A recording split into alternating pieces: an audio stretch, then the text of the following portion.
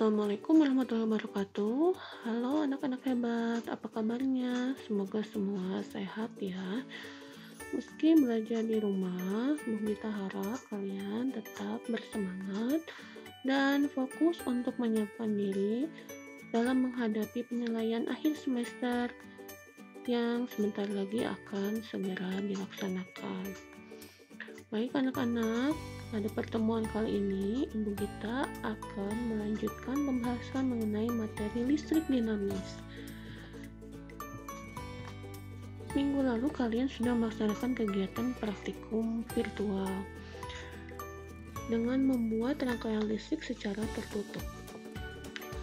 Kalian sudah menggunakan peralatan seperti kawat penghantar atau kabel, kemudian batu baterai sebagai sumber tegangan, saklar, lampu, kemudian kalian ukur berapa besar tegangan listriknya dengan menggunakan voltmeter. Di sini terlihat berapa besar tegangannya, yaitu 9 volt. Kemudian kalian juga mengukur besar kuat arus listrik dengan menggunakan ampermeter yang disusun secara seri. Bisa kalian perhatikan di sini bahwa besar kuat arus listrik yang terukur adalah 0,90 ampere. Nah,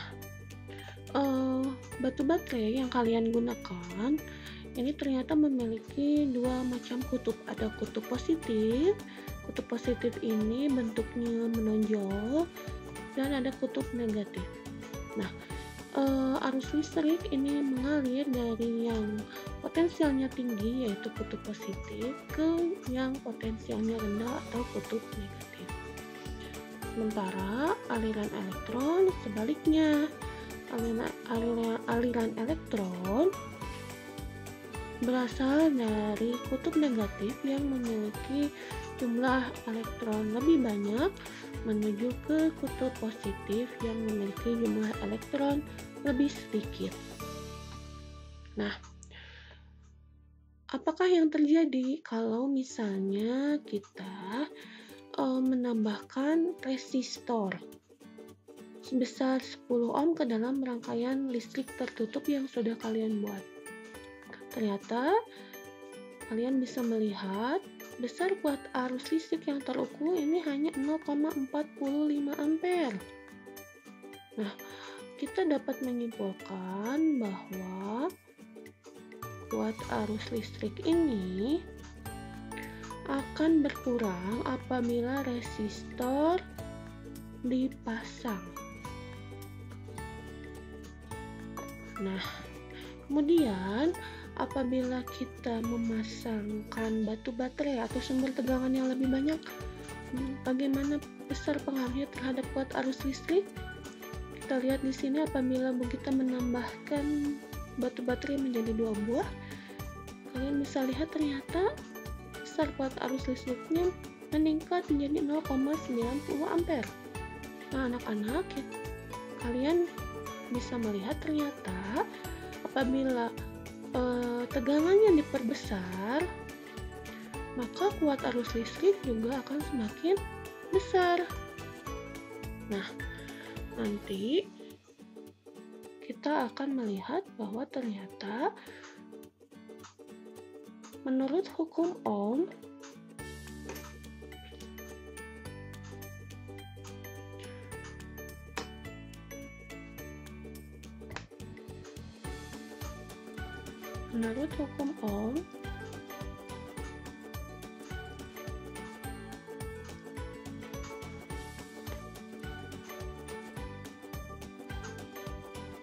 besar kuat arus listrik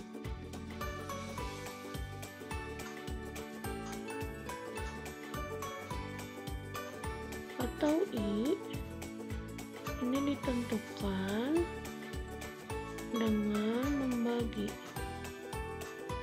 besar tegangan oleh besar hambatan listriknya.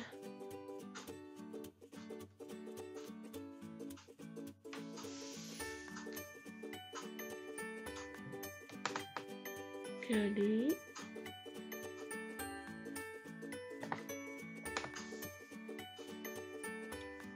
I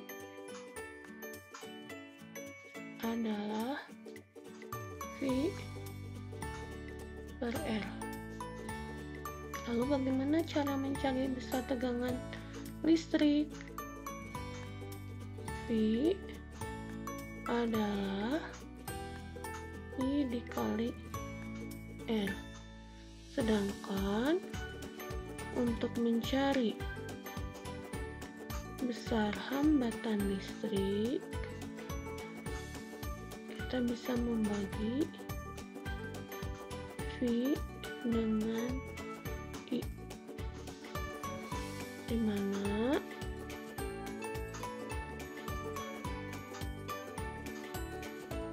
I adalah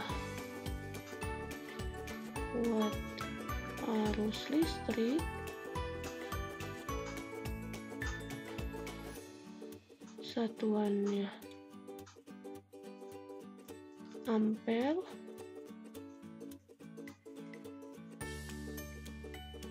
V adalah tegangan listrik,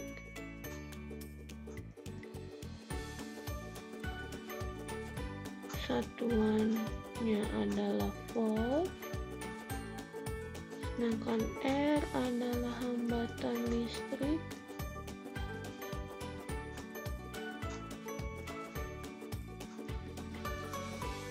satuannya adalah ohm.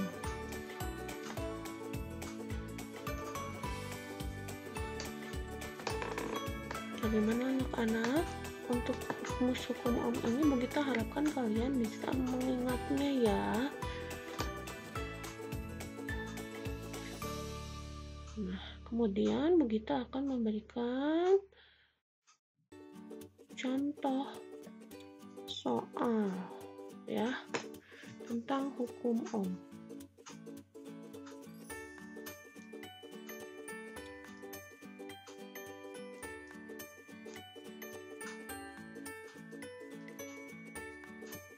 Contoh soal tentang hukum ohm.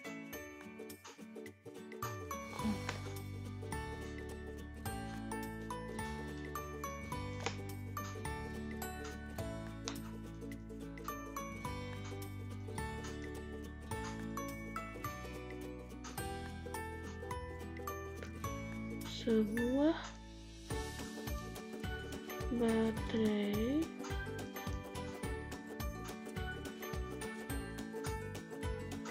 dengan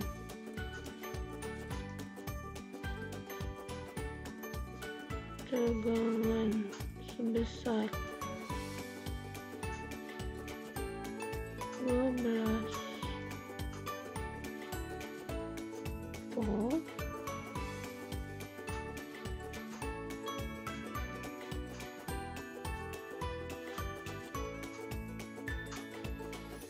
dipasang pada rangkaian listrik dengan kuat arus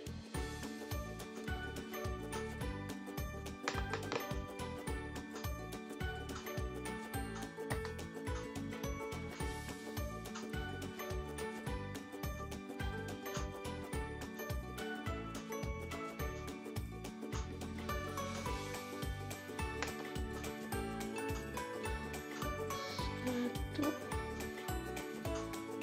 koma 5 berapa besar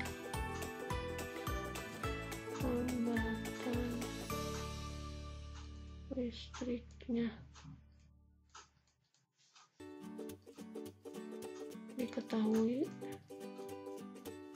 tegangan listrik 12 volt, watt arus adalah 1,5 ampere. Ditanyakan adalah R-nya. Maka kita gunakan rumus hukum Ohm bahwa R adalah V dibagi I. 12 dibagi 1,5. Jawabannya berapa anak-anak? Jawabannya adalah 8 ohm.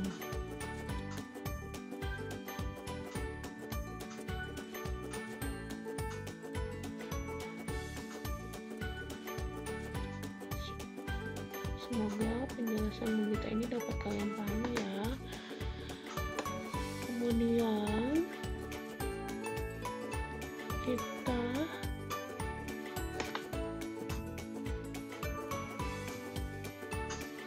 akan mempelajari tentang kuat arus listrik atau I. Kuat arus listrik ini satuannya adalah ampere, diukur dengan ampere meter yang dipasang seri pada rangkaian. Besar kuat arus listrik adalah besar muatan listrik dibagi waktu, di mana besar muatan listrik ini adalah Q dengan satuannya kolom dan waktu ini adalah T dengan satuan second. Apabila arus listrik sebesar 5 mA mengalir pada suatu kawat penghantar selama 0,1 second, berapa besar muatan listriknya? Soal ini bisa kalian temukan di buku paket halaman 204. Mari kita selesaikan soalnya dengan menuliskan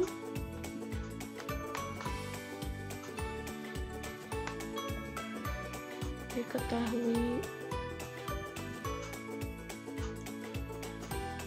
arus listrik sebesar 5 mA. Arus listrik ini adalah I sebesar 5 mA. Ingat bahwa arus listrik ini satuannya harus dalam ampere, maka kita ubah dulu 5 mA ke ampere, itu berarti dibagi 1000 sama dengan 0,005 ampere. 0,1 second ini adalah waktu, 0,1 second. Ditanyakan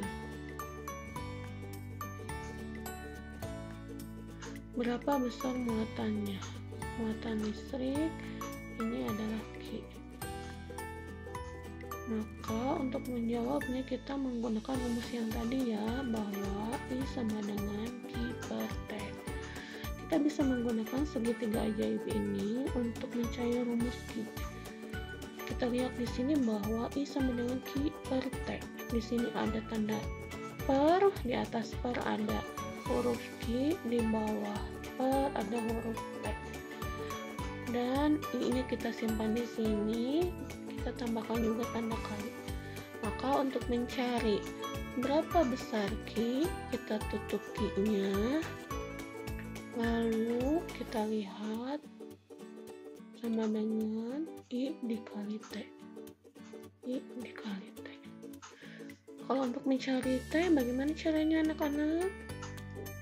T-nya ditutup ya, yang kita lihat adalah Q dengan I-nya, yaitu Q per I. Oke, karena yang ditanyakan di sini adalah Q-nya, maka kita menggunakan rumus yang ini ya, bahwa Q sama dengan I dikali T. Oke, kita masukkan angka-angkanya. I adalah 0,005 ampere dikali T-nya 0,1 second, maka besar Q-nya adalah 0,0005 coulomb. Bagaimana anak-anak? Kita kira ini perhitungannya masih mudah ya, semoga kalian dapat memahaminya.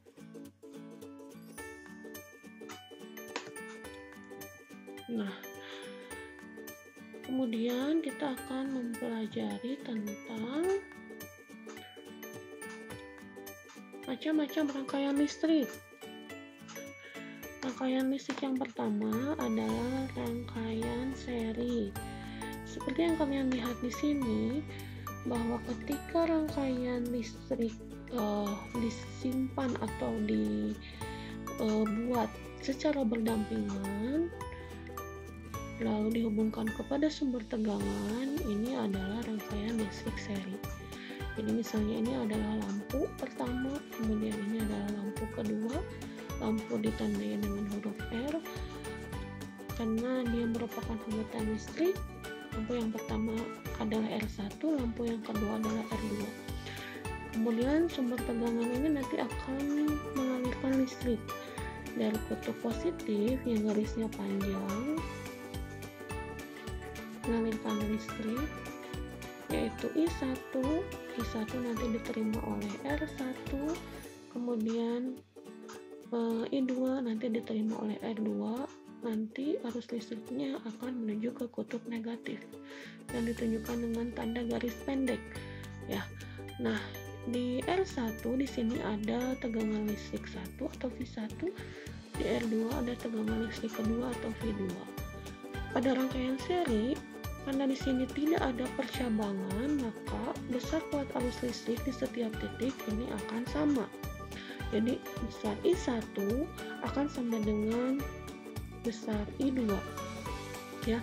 I1 di sini akan sama besarnya dengan I2 yang ada di sini. Namun pada rangkaian listrik seri, tegangan listrik atau V ini akan berbeda, di mana tegangan listrik V ini adalah jumlah dari tegangan listrik V1 dan tegangan listrik V2. Nah, lalu bagaimana cara mencari hambatan penggantinya? Untuk rangkaian seri, hambatan penggantinya adalah jumlah dari seluruh hambatan. Jadi, RS atau hambatan pengganti ini sama dengan R1 ditambah dengan R2. Kita bandingkan dengan rangkaian paralel.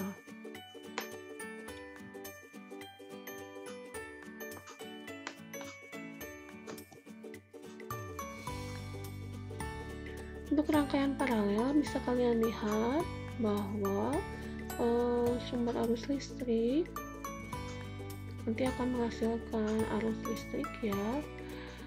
Nah, arus listriknya ini dibagi ke dua percabangan. Jadi pada rangkaian paralel ini ada percabangan. Arus listrik dibagi menjadi I1 yang diterima oleh lampu pertama yang dilambangkan dengan huruf R1. Kemudian I2 akan diterima oleh lampu kedua yang dilambangkan dengan R2. Ya, lampu ini merupakan hambatan listrik. Nah, bisa kalian lihat juga bahwa di sini ada V1 dan V2. Nah, I1 nanti akan bertemu dengan I2 di titik ini, menghasilkan I3. Jadi untuk rangkaian paralel, ciri-cirinya adalah tegangan listrik sama besar, V sama dengan V1 sama dengan V2, sementara besar kuat arusnya itu berbeda, yaitu I1 ditambah I2 sama dengan I3. Untuk hambatan penggantinya adalah RP. Untuk mencari RP, kita hitung dulu 1 per RP sama dengan 1 per R1 ditambah 1 per R2.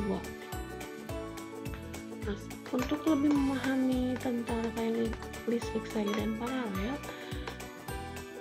mari kita kerjakan contoh soal berikut ini. Hitunglah besar hambatan pengganti beberapa rangkaian hambatan berikut. Yang pertama atau yang A ini adalah rangkaian paralel ya. Kenapa disebut sebagai rangkaian paralel? Kalian lihat di sini ada percabangan. Ya, hambatan-hambatannya disusun dalam suatu percabangan. Sedangkan untuk yang rangkaian B ini adalah rangkaian seri di mana hambatan-hambatan listriknya disusun berdampingan, tidak ada percabangan. Ya, kita coba kerjakan yang A dulu. Yang A ini adalah rangkaian paralel. Kita berikan dulu keterangan. 2 ohm ini adalah hambatan R1, yang 6 ohm adalah hambatan R2, dan yang 4 ohm adalah hambatan R3. Untuk mencari hambatan pengganti pada rangkaian paralel atau RP, kita harus hitung dulu 1 per RP nya. 1 per RP adalah 1 per R1 ditambah 1 per R2 ditambah 1 per R3. R1 nya berapa? Kita tahu 2 ohm. R2 nya adalah 6 ohm. R3 nya adalah 4 ohm. Kita samakan dulu penyebutnya, yaitu 12. Kita cari berdasarkan KPK nya ya. Oke, 12 bagi 2 kali 1 adalah 6, ditambah 12 bagi 6 adalah 2, 1 adalah 2, kemudian 12 bagi 4, 3 kali 1 sama dengan 3. Kita jumlahkan 6 tambah 2, 8, 8 tambah 3, 11 per 12. Ingat anak-anak, ini adalah 1 per RP ya. Maka untuk mencari RP nya, kita balikan pemilang menjadi penyebut dan penyebut menjadi pemilang. Jadi RP nya atau hambatan pengganti pada rangkaian paralel ini adalah 12 per 11 ohm. Nah, begitu cara menghitung hambatan listrik pada rangkaian paralel. Mudah-mudahan kalian bisa memahaminya. Oke, sekarang kita lanjut ke rangkaian seri yang B. Untuk mencari hambatan pengganti pada rangkaian seri atau RS, kita tinggal menjumlahkan saja semua hambatannya. Nah, sekarang kita berikan keterangan dulu. R1 untuk hambatan yang besarnya 3 ohm, R2 untuk hambatan yang besarnya 2 ohm, dan R3 untuk hambatan yang besarnya 4 ohm. Jadi RS sama dengan R1 tambah R2 tambah R3 sama dengan 3 ohm ditambah 2 ohm tambah 4 ohm sama dengan 9 ohm. Begitu ya anak-anak. Baik, untuk rangkaian listrik paralel tadi kalian sudah melihat bahwa ada percabangan ya. Nah, kita akan menjelaskan tentang hukum Kirchhoff. Perhatikan gambar yang disajikan. Mobil yang masuk dari jalur utama akan berpisah di persimpangan jalan dan menuju tujuan masing-masing. Jadi kalian kalau lihat gambar di berikut ini, ada arus kendaraan di Bundaran HI Jakarta. Mobil yang masuk dari jalur utama akan berpisah di persimpangan jalan ya, dan menuju tujuan masing-masing. Jumlah mobil yang masuk dan yang keluar jalur akan tetap sama. Hal ini juga berlaku pada listrik. Menurut hukum Kirchhoff, besar arus listrik yang masuk ke dalam titik percabangan kawat penghantar besarnya akan sama dengan besar arus listrik yang keluar dari titik cabang kawat penghantar tersebut. Jadi, kalau kalian lihat di sini,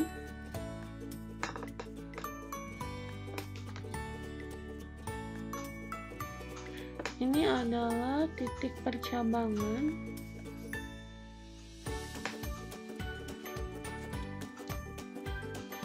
jumlah kendaraan yang masuk atau jumlah arus listrik yang masuk ke titik percabangan P ini akan sama dengan jumlah kendaraan atau besarnya arus listrik yang keluar dari titik percabangan. Di jumlah kuat arus listrik yang masuk akan sama dengan jumlah kuat arus listrik yang keluar dari titik percabangan. Untuk memudahkan kalian menghafalnya, maka kita singkat I masuk atau I mas ini sama dengan I keluar, sama dengan IKA. Nah, kalau kalian lihat di gambar di sini, yang masuk kita lihat tanda panahnya adalah I1 ya. Yang masuk ini adalah I1. Kemudian I5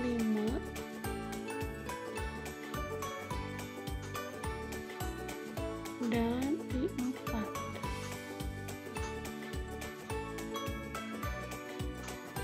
Sedangkan arus yang keluar dari titik percabangan ini adalah I3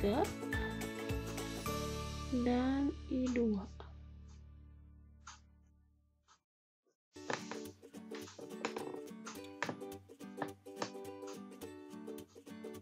Untuk lebih memahaminya, mari kita pelajari contoh soal berikut ini.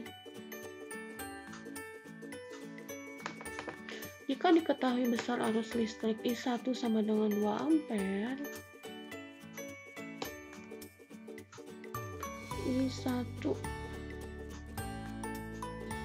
di sini sama dengan 2 ampere, I2 dan I3 4 ampere, I2